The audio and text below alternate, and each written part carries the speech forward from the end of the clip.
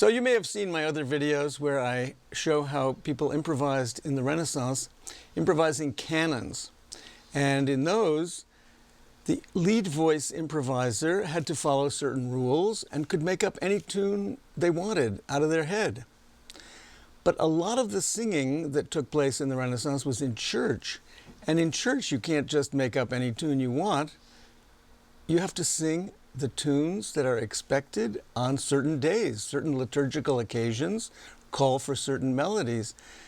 So we're going to show you today how it might have been possible to improvise a canon based on a liturgical chant. And I'm here with my colleague and friend Julie Cumming, who's going to explain how this can be done.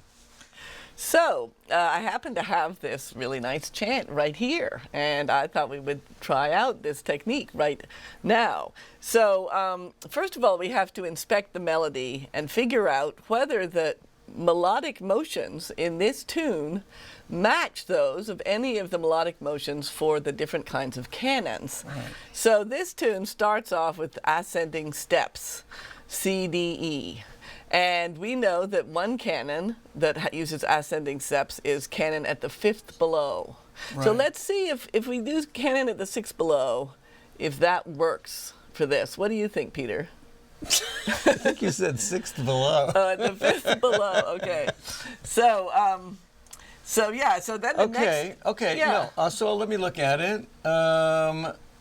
So there's two steps ascending, and then there's a tied note. There's the same note, so that'll all work. So that's okay too, yeah. But then there's a descending step, and you can't do that in canon at the fifth below. So what are we going to do about that? Well, what we're going to do is combine those two descending steps into one beat. So we'll do them twice as fast. Okay. So da-da-dum, we're going to do da-da-dum instead of da-da-dum. And then it's the downbeats, it's the each beat that has to match up. So then it becomes a descending third, which is okay. Right, but there's actually da-da-da-da. Right, so we'll combine those repeated notes into one note. Okay. So we can actually mark those things on our chant just as we're learning the technique. So we can actually make a little slur here to show that all those notes are combined into one beat. Right, very good. Now, they didn't actually write on their scores in the Renaissance. No, they didn't, but they would have done this enough times that they would know. They would be able to recognize the patterns where they... Yeah. So the next interval is a fourth up, which is perfect, and so we're ascending seconds. Those are all fine. But then we have another descending third. Right. And so we'll do the same thing. We'll mark those two notes belong to the same beat. The ascending seconds. Ascending seconds, okay. Descending seconds, okay. Ascending second, descending third. So start again. Sorry. Yeah.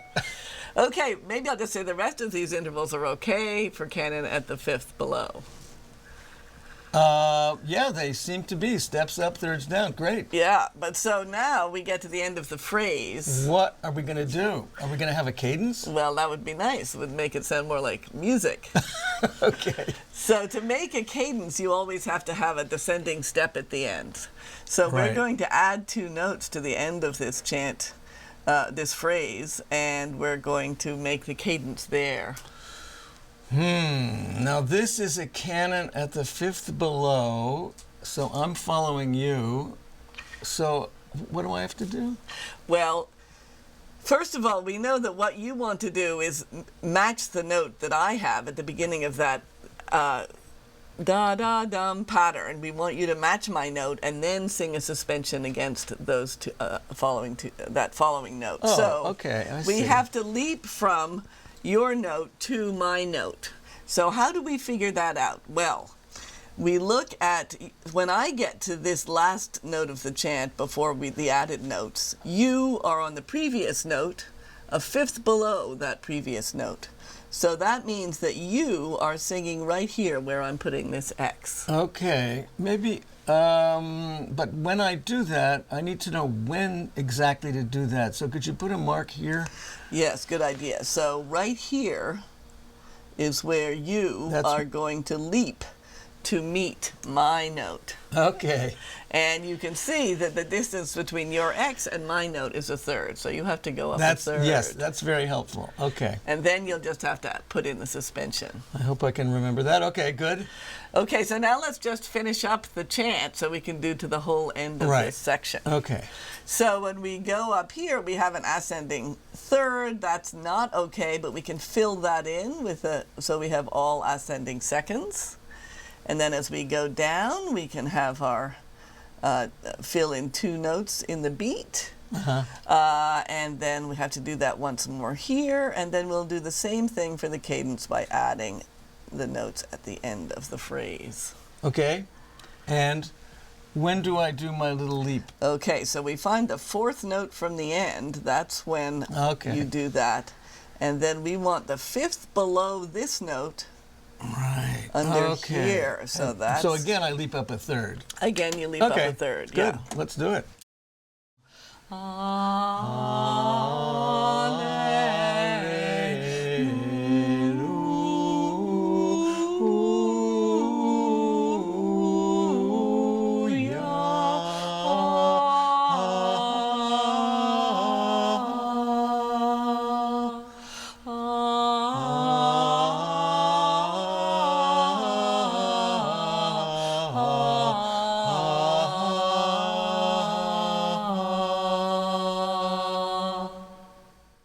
So, people didn't only improvise chant paraphrase canons in the liturgy, they also used them as a basis for polyphonic works.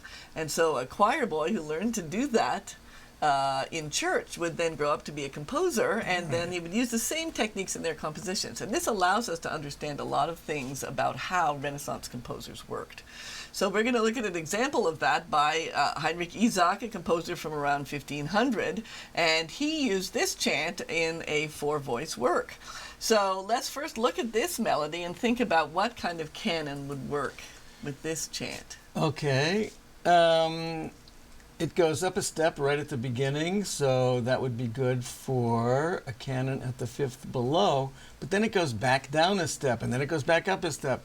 So honestly, I wouldn't know how to do that.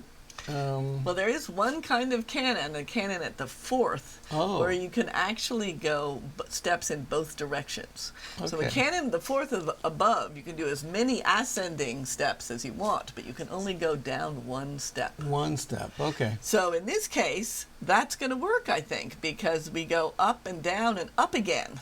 And so we never have to go down. At the beginning of the chant, we never have to go down more than 1 step. And we want to keep that beginning few notes of the chant recognizable, so people will know that chant. Okay, but then here there's 5 notes descending. Well, so then we have to do what we did before, which is combine those notes into pairs, into 1 beat. So we'll do those into 1 beat, and then for this we need to go ascending second. So we'll put in the ascending second there. Right, to fill in the 3rd. And so now this chant will work in canon, and next we'll look at how Isaac uses that in his 4-voice setting of this chant. Okay, so maybe we could get Rosemary and Raphael to help us out here. So you can see that in the upper 2 voices of this 4-voice piece that Isaac wrote, we have the canon based on the chant that we just saw, and the red X's above the notes show which are the notes from the chant.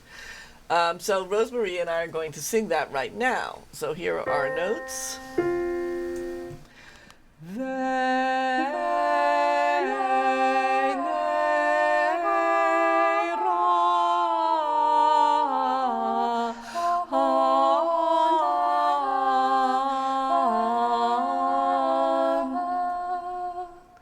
And you may have heard that there's a couple of things there that aren't quite correct Renaissance counterpoint, but when he adds the other 2 voices, that's going to disappear into the texture. The other thing that he does when he makes it into a 4-voice piece is he stretches Rosemary's first note, the soprano note, back so that all the voices start at the same time. And so actually the canon is sort of concealed inside this piece. That makes it hard to recognize. Only the expert people who are used to singing these would have recognized that canon in this polyphonic setting. So now we'll sing the whole 4-voice section.